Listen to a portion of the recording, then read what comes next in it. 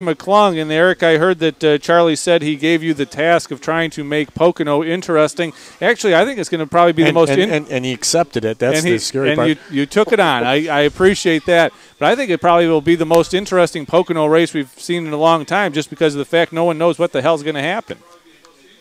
Right, could be. It's shorter, and the track, of course, is repaved, and that could go either way. We've seen some exciting races and some very boring ones. You don't know what's going to happen. They are doing putting a lot of hours in the test sessions to try to get a lot of rubber down all over the track, because we've seen in the past a lot of these races become kind of a single groove race, and passing wasn't easy with Pocono to begin with, and may happen with this repave. But hopefully, if there's no rain or weather issues, and that rubber does stay in, and come Sunday, it turns into a pretty good race. Well, I have to believe that you're going to wait as long as possible and get as much data as you possibly can before you try and come up with your picks for this weekend. But as we press on you here on Tuesday, I do know that Kurt Busch is not going to be one of his B drivers in Yahoo. Yeah, we know that. What are you using to get your information week started? Well, I mean, really, the only thing you can go is based on past based on the past performance to start building that stuff up now. I mean, as we move on in the week, there's long test sessions on both Wednesday and Thursday before the Friday practice session, and then Saturday's qualifying. So, any fantasy game you play, Yahoo, the salary cap on ESPN, any of those, pretty much just go to your favorite NASCAR website and check out the results of each and every one of those sessions. And you can pretty much, you probably find the winner. A good example of that was Kentucky. Last year, Kyle Busch pretty much dominated the testing sessions and then the practice session, and sure enough, just completely, killed everybody in that race. So, come Saturday, you should be able to, have a pretty good idea of who's going to, challenge for a win. Of course, we're talking to Eric McClung, who is a fantasy racing expert for KFFL.com and fantasy. Help me out here, Eric. FFToolbox.com. That's right. I'm sorry. Yeah, that's right. FFToolbox.com. Sorry, I got stumbled there. And you can follow Eric on Twitter at Eric McClung. Eric, I would think that a track like Pocono, where we're likely to have a lot of really long green flag runs, that practice would be the place to find your winner, because if you're able to do it and in practice sessions without a bunch of passing and stuff going on, that you're probably going to be fast during the race. Am I wrong there or right?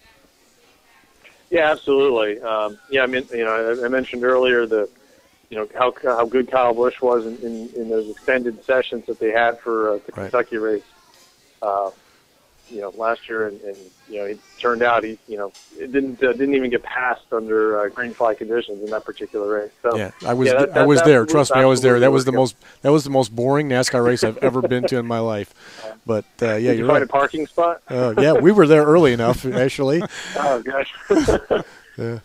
Yeah, they got one of the four that were available. I think at that deal. We just beat the deluge. So we know the philosophy we're picking this week. Looking at it on Tuesday, what does your Yahoo team look like early in the week? Well, you pretty much have to look at the Joe Gibbs guys, in particular Denny Hamlin and Kyle Busch.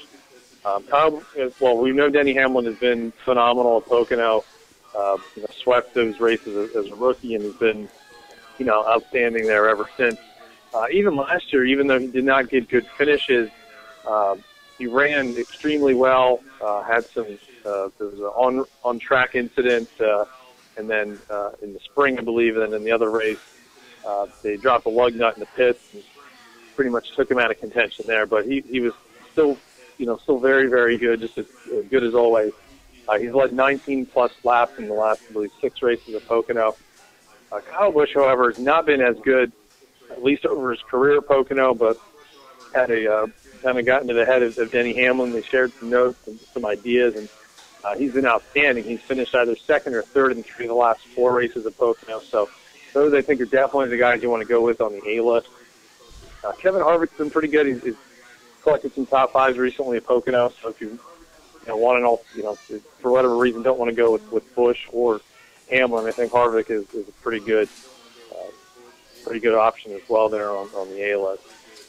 Eric? The B list, yeah.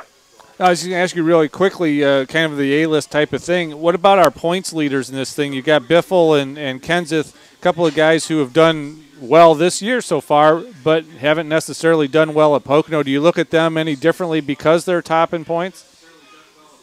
Not necessarily because there's a top in points, although Biffle has won a race pretty recently at Pocono, I believe 2010, I want to say off the top of my head.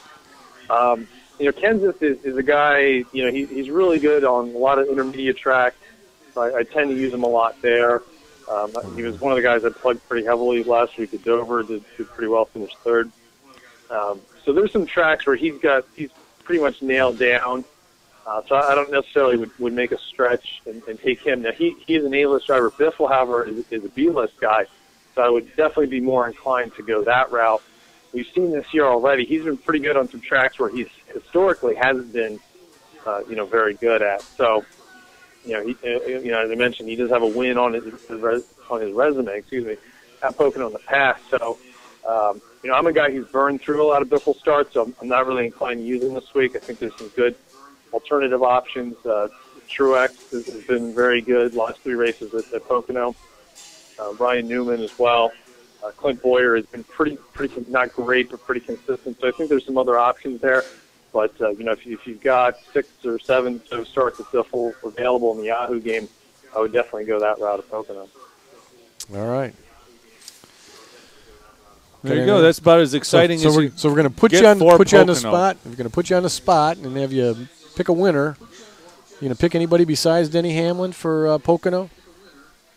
For argument's sake, I'll take Kyle Busch. I was really, I keep talking about the Kentucky thing, and I don't know, maybe it's something where just more and more track time, he, gets the thing figured out. I think qualifying is going to be really huge as well because, I mentioned it may turn into a situation where it's a single groove kind of track, at least in the beginning. So whatever team you go with, especially in Yahoo, I would pretty much go with the guys who qualify the best. The last several races at Pocono, the winners pretty much almost always come out of the top 5 qualifiers or so. So I would definitely put also a huge importance on the qualifying results as well as all this practice and test sessions that come before it. In the past, I know we don't have much time here, but in the past we've kind of likened Pocono to some of the road courses. I mean, it's been referred to as a roval and all those things. A 3-cornered road course, relatively flat. Do you put any credence into that? I mean, to me anymore, the guys that are good at Sonoma are good everywhere. I don't know that it makes that much difference, but what do you think? Well, the way that the schedule breaks down, I believe it's the second Pocono race. There's Indianapolis right afterwards, right. And they're both really long, really flat tracks. So in terms of comparing Pocono to somewhere else and using that to make fantasy picks, I'm very inclined to take guys who perform well in that Pocono race coming into Indianapolis. Yeah, okay. Road course is not really so much, but there's definitely, I think, some correlation, at least momentum-wise, going from Pocono into Indy.